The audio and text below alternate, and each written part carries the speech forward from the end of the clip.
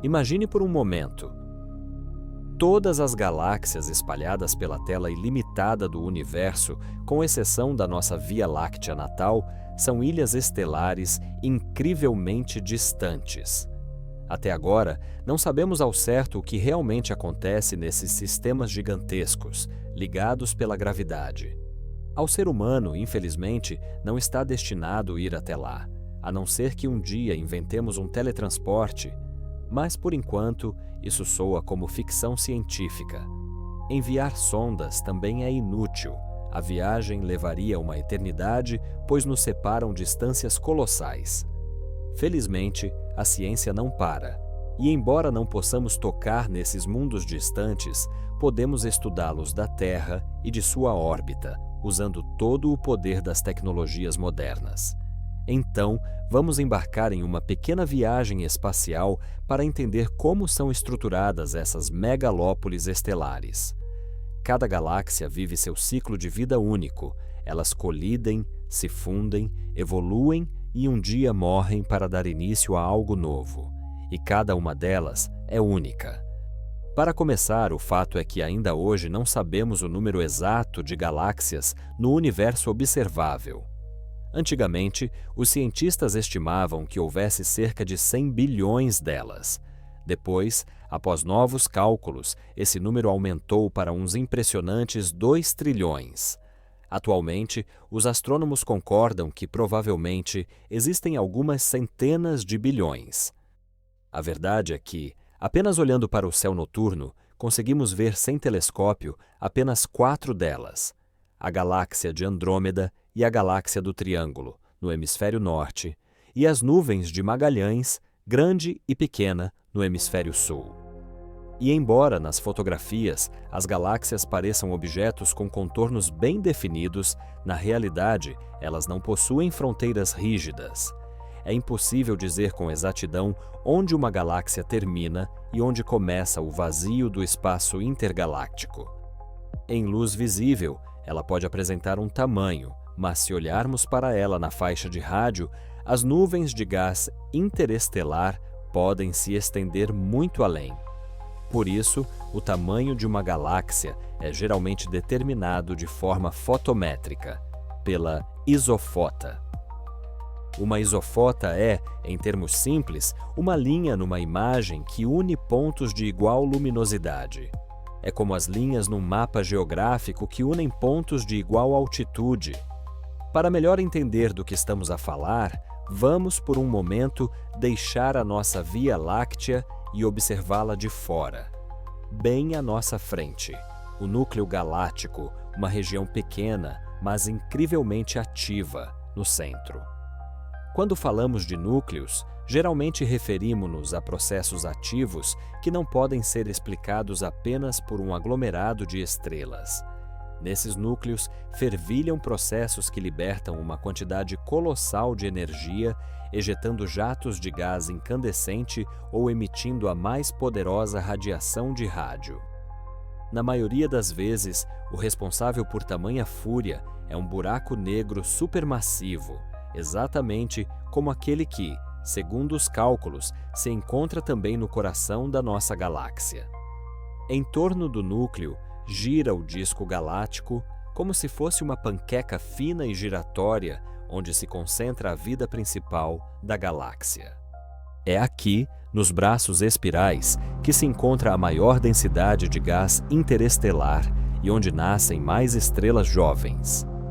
Essas estrelas gigantes vivem apenas algumas dezenas ou centenas de milhões de anos e depois explodem como fogos de artifício cósmicos de supernovas, deixando para trás majestosas nebulosas de material estelar.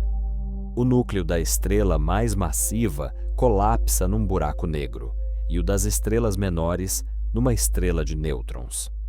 É por isso que nos braços da galáxia há tanto material de construção para novas gerações de astros. Aqui se encontram os chamados berçários estelares, onde, após a morte de algumas estrelas, outras nascem. Um dos exemplos mais brilhantes é a famosa nebulosa de Órion. É possível vê-la a olho nu numa noite clara, como uma mancha difusa na espada da constelação de Órion. Mas nas imagens de telescópios, ela se revela em toda a sua beleza, iluminada pelas quentes e jovens estrelas do aglomerado da Trapézio de Órion. É também aqui, na constelação de Órion, que brilha Rigel, uma supergigante branco-azulada deslumbrante. Há muitíssimas estrelas assim nos braços das galáxias espirais.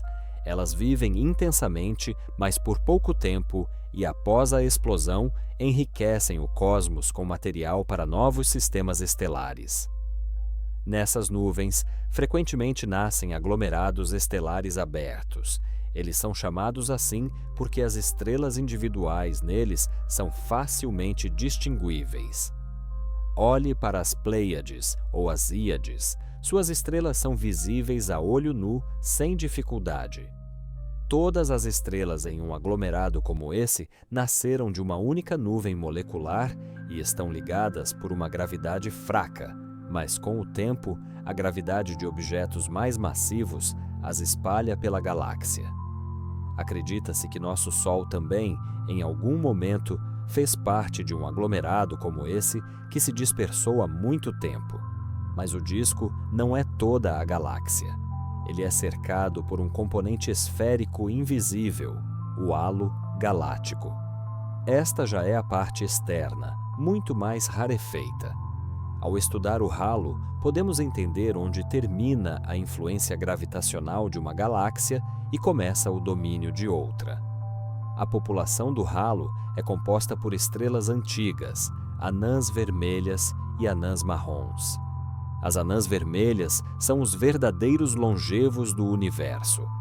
Desde os tempos do Big Bang, nenhuma delas ainda concluiu o seu ciclo de vida. Elas consomem o seu combustível de forma muito econômica, o que as faz brilhar dezenas de milhares de vezes mais fracas que o Sol, e viverão ainda por dezenas de trilhões de anos. Já as anãs marrons são as fracassadas cósmicas. Faltou-lhes massa para se acenderem como uma estrela plena, mas também não são planetas.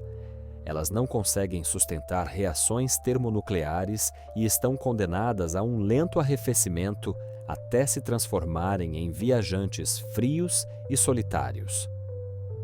Os astrônomos ainda debatem se as devem considerar estrelas ou planetas gigantes. No halo também flutuam os aglomerados globulares, densas esferas compostas por centenas de milhares ou até milhões de estrelas muito antigas. São tão antigos que neles já não restam astros massivos e brilhantes e quase não há gás e poeira para o nascimento de novas. Ao contrário dos aglomerados abertos, os globulares estão muito firmemente ligados pela gravidade, e as estrelas neles não se dispersam. Na nossa Via Láctea existem cerca de 200.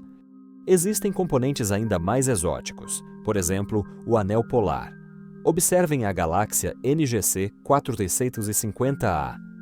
Ela tem, essencialmente, 2 discos que giram em planos perpendiculares. Acredita-se que essas estruturas se formam quando 2 galáxias interagem gravitacionalmente entre si. E no centro de muitas galáxias existe um bojo, uma protuberância esférica e brilhante de estrelas antigas, como gigantes vermelhas e anãs. E, finalmente, a barra galáctica, ou ponte, é um aglomerado denso e alongado de estrelas e gás no centro, que funciona como uma esteira transportadora principal, levando combustível para as estrelas diretamente ao coração da galáxia. Agora, conhecendo os principais componentes, podemos entender os diferentes tipos de galáxias. As galáxias elípticas constituem aproximadamente 1/4 de todas as galáxias brilhantes que conhecemos. Vistas de fora, elas parecem bolas gigantes e luminosas com um centro brilhante, quase que inteiramente compostas por estrelas antigas. Por isso, elas têm um tom amarelado ou avermelhado. Novas estrelas praticamente não nascem nelas. O representante mais conhecido deste tipo é a M87 na constelação de Virgem. Galáxias espirais são talvez os habitantes mais fotogênicos e mais comuns do cosmos. Elas representam mais de metade de todas as galáxias conhecidas. Apresentam-se como um disco com um núcleo brilhante, do qual se estendem elegantes braços espirais, tingidos de uma cor azulada devido à multitude de jovens e quentes estrelas gigantes. Entre esses dois tipos, encontram-se as galáxias lenticulares. Elas possuem um bojo central brilhante e um disco, assim como as espirais, mas não apresentam os próprios braços espirais. São compostas principalmente por estrelas antigas e têm uma tonalidade avermelhada. Os processos de formação estelar ocorrem nelas, mas muito lentamente. Um bom exemplo é a galáxia Fuso, na constelação do Dragão. E também existem as galáxias irregulares. Elas não possuem uma forma definida e frequentemente parecem aglomerados caóticos de estrelas sem um centro pronunciado. Provavelmente, em algum momento, uma galáxia assim foi uma espiral ou elíptica comum, mas sua forma foi distorcida por uma colisão com outra galáxia. Exemplos vívidos são os nossos vizinhos, as grandes e pequenas nuvens de Magalhães. Já as galáxias que não se encaixam em nenhuma das classificações são chamadas de peculiares. A sua estrutura estranha pode ser causada pela interação com os vizinhos, ejeções de matéria ou outros processos turbulentos. Parece que o nosso passeio pelas ilhas estelares está a chegar ao fim e é hora de voltarmos para casa. Mas, na verdade, apenas entreabrimos o véu do mistério destes mundos deslumbrantes. No universo, ainda existem uma quantidade imensa de objetos e fenômenos únicos, sobre os quais se poderia falar infinitamente.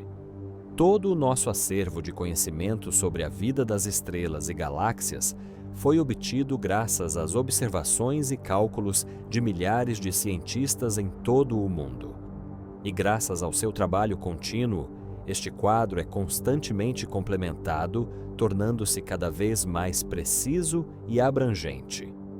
Começaremos a nossa jornada cósmica com a vizinha mais próxima da Via Láctea, a galáxia Anã, na constelação de Cão Maior. Ela está a apenas uns 25 mil anos-luz do Sistema Solar. Acredita-se que ela contém cerca de 1 bilhão de estrelas, muitas das quais já se tornaram gigantes vermelhas. Nossa galáxia e sua vizinha são rodeadas por uma complexa estrutura em forma de anel, o Anel do Unicórnio. Esta é uma longa cadeia de estrelas que envolve a Via Láctea 3 vezes. Presumivelmente, trata-se de um fluxo estelar que a nossa galáxia arrancou da sua vizinha durante o processo de sua absorção. Entre outros membros do grupo local, destacam-se 2 satélites da Via Láctea, as nuvens de Magalhães Grande e Pequena. Essas nuvens de gás e estrelas podem ser vistas a olho nu, mas apenas do hemisfério sul. Elas estão a uma distância de 160 e 200 mil anos-luz. A grande nuvem de Magalhães é 2 vezes maior que a pequena e é a 4ª maior galáxia no nosso grupo local. A gravidade delas é tão forte que chegou a influenciar a Via Láctea, deformando ligeiramente a parte externa do nosso disco. São essas as complexas relações cósmicas. Mas vamos agora para objetos maiores. À nossa frente, a Galáxia do Triângulo, ou M33. É a 3ª maior galáxia no nosso grupo local e a galáxia espiral plena mais próxima de nós. Ela contém cerca de 40 bilhões de estrelas, consideravelmente menos do que na Via Láctea, com seus 400 bilhões, ou na galáxia de Andrômeda, onde há 1 trilhão inteiro de estrelas. Atualmente, a galáxia do Triângulo está se movendo em direção a Andrômeda, e a interação gravitacional entre elas já extraiu de M33 uma longa cauda estelar. E aqui temos a própria rainha do grupo local, a galáxia de Andrômeda, a gigante estelar mais próxima de nós. Ela está a uma distância de 2,5 milhões de anos-luz e é 1,5 vezes mais massiva que a nossa galáxia, ocupando por direito a posição dominante no nosso canto do universo. Continuemos a nossa jornada. Diante de nós, Centauro A, a galáxia lenticular com o anel polar mais próxima da Via Láctea. É uma das fontes mais brilhantes e poderosas de emissão de rádio no céu. Se os nossos olhos pudessem ver na faixa de rádio, veríamos 2 enormes fluxos de energia emanando do seu centro. Mas as galáxias não são solitárias. Assim como as estrelas se agrupam em galáxias, as próprias galáxias formam estruturas ainda mais grandiosas. Já William e John Herschel notaram que as nebulosas, que hoje conhecemos como galáxias, estão distribuídas de forma muito desigual no céu. Mais tarde, os astrônomos descobriram que galáxias solitárias são uma grande raridade. Elas se agrupam em grupos, aglomerados e superaglomerados que podem incluir milhares de ilhas estelares. Quando os cientistas aprenderam a medir o desvio para o vermelho das galáxias, o que lhes permitiu determinar a distância até elas, eles puderam construir mapas tridimensionais do universo. E o que eles viram deixou a imaginação boquiaberta. Verificou-se que o universo, em grandes escalas, se assemelha a uma gigantesca teia cósmica. Galáxias e seus aglomerados se alinham ao longo de finos filamentos e paredes, e entre eles existem vastos vazios, ou voides, onde praticamente não há matéria. Imagine uma espuma de sabão. Galáxias e seus aglomerados se alinham ao longo das finas paredes e filamentos dessas bolhas, e dentro das bolhas, um vazio quase completo. O tamanho dessas células atinge centenas de milhões de anos-luz. O primeiro objeto de superescala desse tipo foi a Grande Muralha CFA2, que se estende por 500 milhões de anos-luz. E a Grande Muralha Hércules, coroa boreal, descoberta mais tarde, tem um tamanho de mais de 10 bilhões de anos-luz. Isso é quase 10% do diâmetro de todo o universo observável. A muralha similar mais próxima de nós passa pelas constelações do Sul e inclui o nosso superaglomerado local de Virgem, em cujas cercanias se encontra a Via Láctea.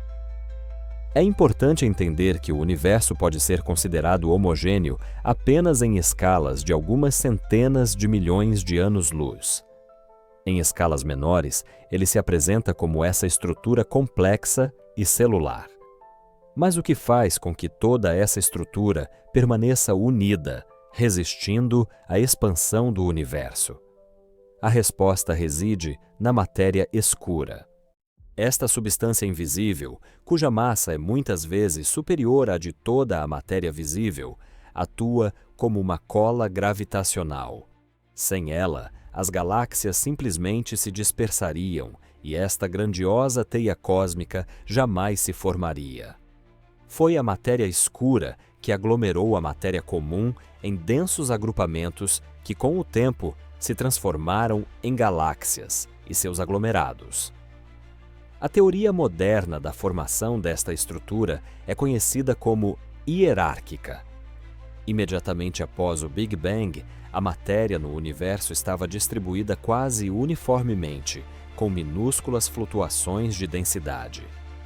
Ao longo de bilhões de anos, a gravidade intensificada pela matéria escura transformou essas tênues irregularidades na complexa estrutura que observamos, composta por filamentos, paredes e vazios. Contudo, a descoberta de estruturas tão gigantescas como a Grande Muralha Hércules Corona Borealis coloca em questão os modelos padrão. As teorias existentes não conseguem explicar como uma estrutura tão gigantesca poderia ter se formado em apenas alguns bilhões de anos após o Big Bang. Assim, o estudo da estrutura em grande escala do universo é a chave para entender como surgiu e evoluiu o mundo em que vivemos. Quanto mais nos aprofundamos no cosmos, mais mistérios ele nos revela. Ainda não sabemos o que são a matéria escura e a energia escura. Os mais recentes telescópios, como o Hubble e o James Webb, nos ajudam, Mas hoje falaremos de um de seus pares menos conhecido, porém não menos importante: o telescópio Euclid.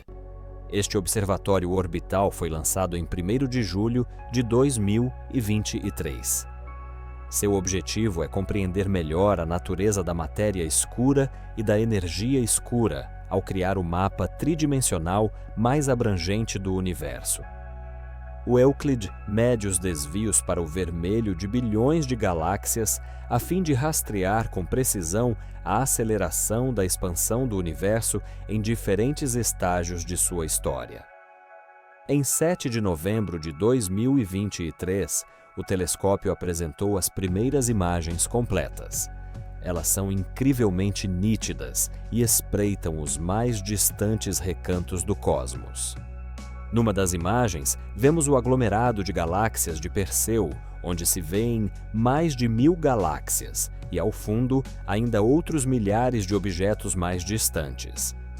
Isto nos proporciona uma visão sem precedentes sobre a distribuição da matéria no universo. O Euclid já criou a primeira secção do seu grandioso Atlas, registrando milhões de estrelas da nossa galáxia e cerca de 14 milhões de galáxias distantes para além dela. Mas o seu principal objetivo não são apenas belas imagens. Ele está à caça das entidades mais misteriosas do universo. Imagine só, 85% de toda a massa do universo é matéria escura, e quase 70% de toda a energia que faz o universo expandir-se cada vez mais depressa é energia escura. E não fazemos a menor ideia do que é isso. A matéria escura é como um vizinho invisível que ninguém viu, mas todos sabem que ele existe porque ouvem o som do seu berbequim. Não a vemos, ela não emite nem reflete luz, mas a sua gravidade denuncia a sua presença. É ela que impede que as estrelas nas galáxias se espalhem para todos os lados. A matéria escura é uma cola invisível que mantém as galáxias unidas. A energia escura é algo ainda mais estranho. Se a matéria escura é o vizinho misterioso, a energia escura é uma construtora maluca que a cada dia expande sua casa cada vez mais rápido. É ela que faz o universo se expandir com aceleração. Esta força misteriosa, espalhada por todo o espaço, funciona como um motor perpétuo, acelerando o cosmos até o infinito. Sabemos que elas existem pelos seus efeitos gravitacionais. Até o ano de 2030, o Euclid irá observar bilhões de galáxias. Quando a luz de uma galáxia distante passa perto de um aglomerado de matéria escura, sua trajetória se curva. A galáxia na imagem parecerá distorcida. Analisando essas distorções, os astrônomos poderão criar um mapa detalhado da distribuição da matéria escura e talvez se aproximar de desvendar seu mistério. E agora, imagine um mapa com uma enorme mancha branca bem no centro. Você sabe que existe algo lá, mas não consegue ver. Na astronomia, essa região existe e é chamada de zona de evitação. É uma faixa do céu que se estende ao longo do plano da nossa própria galáxia, a Via Láctea. Quando os astrônomos começaram a mapear o céu, eles notaram que nessa direção quase não havia outras galáxias. No início, chegaram a pensar que era, de fato, um vazio. Mas depois veio a compreensão. Estávamos observando o universo de dentro da nossa própria casa estelar. E a Via Láctea é um denso aglomerado de estrelas, gás e, o mais importante, poeira. Essa poeira, como um nevoeiro denso, bloqueia a luz de objetos distantes, impedindo-nos de enxergar mais longe. Mas será que isso poderia nos deter? Com o surgimento dos radiotelescópios e observatórios infravermelhos, tudo mudou. Ondas de rádio e a radiação infravermelha atravessam a poeira com muito mais facilidade do que a luz visível. Radiotelescópios, como o Parkes australiano ou o Meerkat sul-africano, começaram literalmente a ouvir galáxias para além de uma cortina de poeira. E os telescópios infravermelhos, como o Spitzer ou o James Webb, conseguiram vê-las. E foi aqui que o mais interessante começou. Por trás do véu, escondiam-se não apenas galáxias isoladas, mas estruturas intergalácticas inteiras, verdadeiras artérias cósmicas. E também encontramos anomalias gravitacionais, locais onde as galáxias se movem de forma diferente do que deveriam. Elas são atraídas por algo enorme e invisível. Assim foi confirmado um dos objetos mais intrigantes da cosmologia, o Grande Atrator. Não é uma estrela nem um buraco negro, mas uma gigantesca região do espaço com uma concentração de massa tão imensa que atrai tudo à sua volta, incluindo o nosso grupo local de galáxias. E grande parte desta região encontra-se precisamente na zona de evitação. Nós, lenta mas seguramente, rastejamos na sua direção a uma velocidade de quase 600 km por segundo. Além disso, por trás dele esconde-se algo ainda mais massivo, o superaglomerado de Shapley, outra região colossal, um verdadeiro continente do cosmos. Essas descobertas permitiram-nos finalmente compreender a estrutura do universo próximo e o nosso próprio movimento nele. A complexa dança dos sistemas estelares ganhou lógica. A zona de evitamento transforma-se de uma área proibida numa área explorável. E compreendemos que, mesmo por trás das áreas mais escuras do céu, sempre se esconde uma resposta. E agora, transportemo-nos para o princípio, para a era em que o universo tinha apenas algumas centenas de milhares de anos. Após o Big Bang, ele era um gigantesco caldeirão de partículas quentes e em movimento caótico. À medida que arrefecia, começaram a formar-se a partir delas os primeiros átomos, hidrogênio e hélio, o principal material de construção para as futuras estrelas. E é aqui que a matéria escura volta a entrar em cena. Este superorganizador invisível começou a aglomerar a matéria em gigantescos aglomerados invisíveis, os halos. Foi precisamente para estas armadilhas gravitacionais que o gás comum se dirigiu.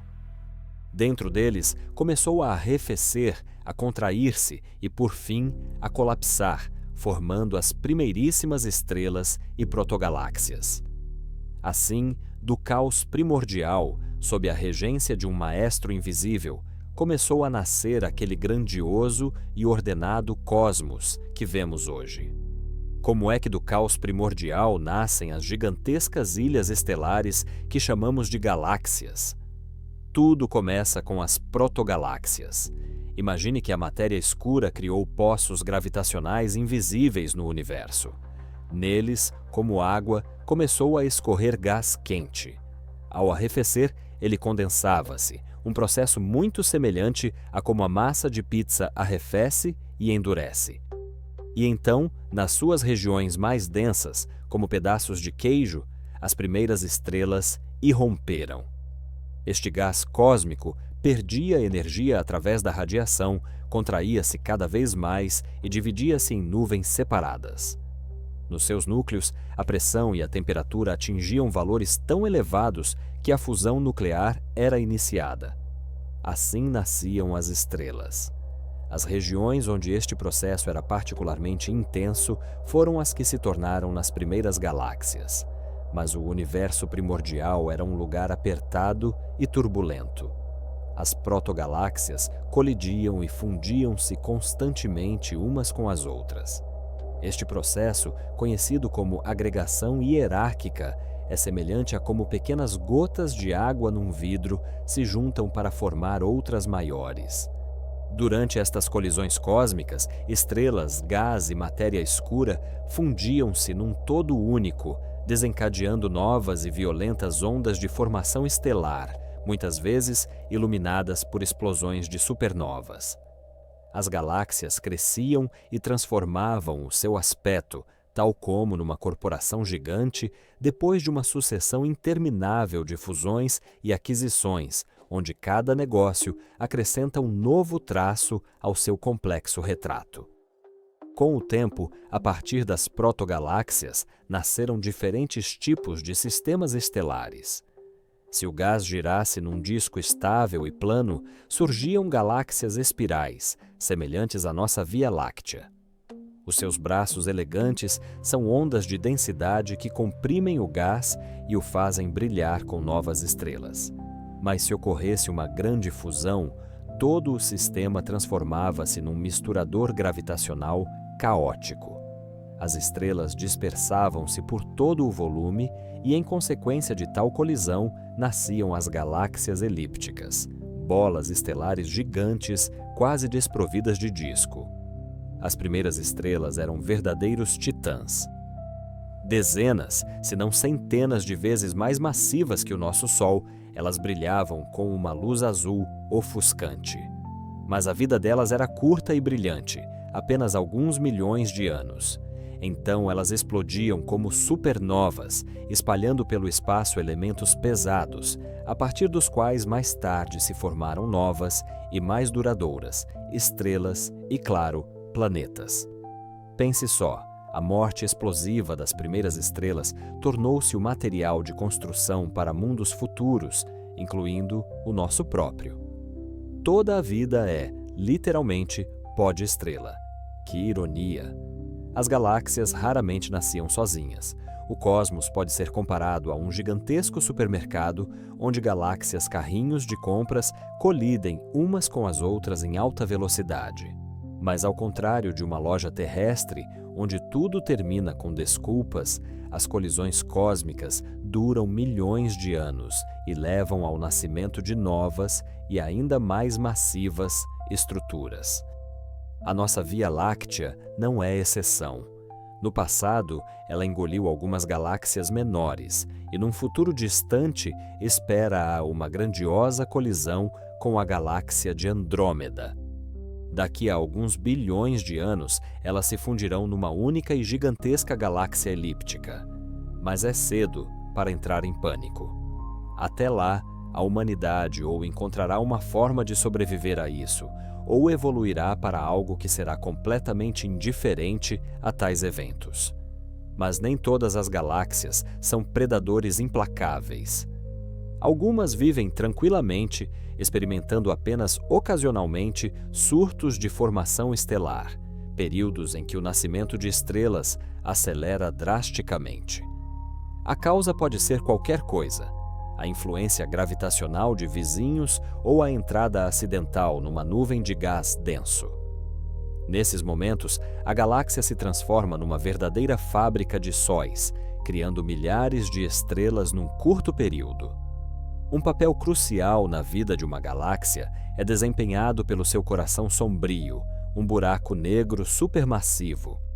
Quase no centro de cada grande galáxia esconde-se um monstro desses, com a massa de milhões e bilhões de sóis.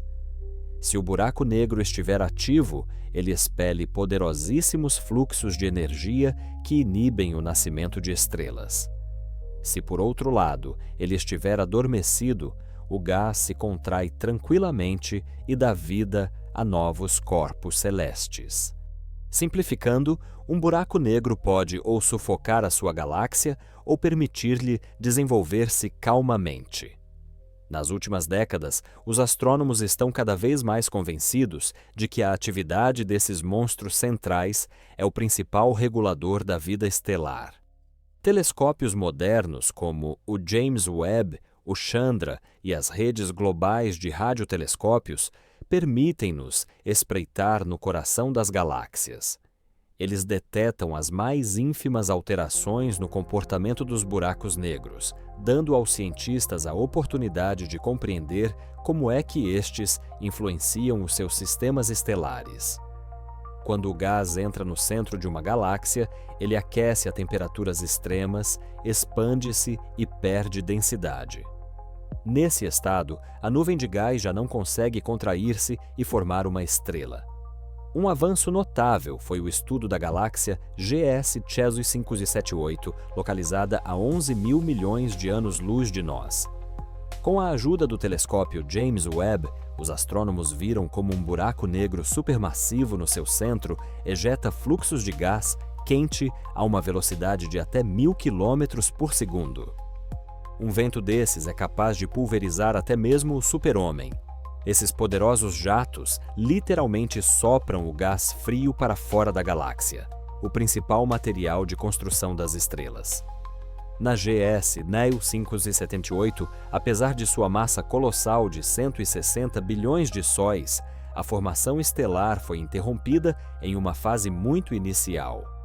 O buraco negro funcionou como um controlador rigoroso, cortando o fornecimento de matéria-prima para o crescimento futuro.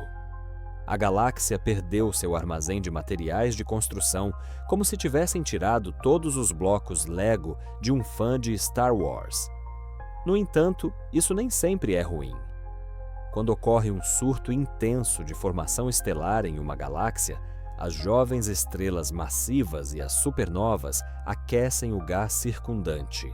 Isso suprime temporariamente o nascimento de novas estrelas e impede que a galáxia superaqueça e queime todo o seu potencial de uma só vez. Significa que os buracos negros podem tanto suprimir quanto estimular o nascimento de estrelas, dependendo das condições. Um verdadeiro exemplo cósmico de como o poder pode ser tanto cruel quanto construtivo.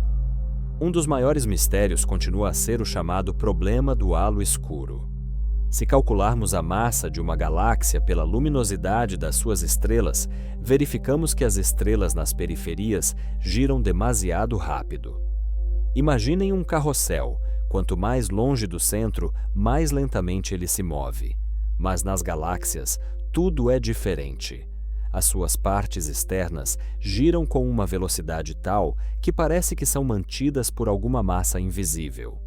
Esta é a matéria escura, uma substância misteriosa que não emite luz, mas possui uma enorme gravidade. Ela cria uma estrutura invisível que mantém a galáxia unida.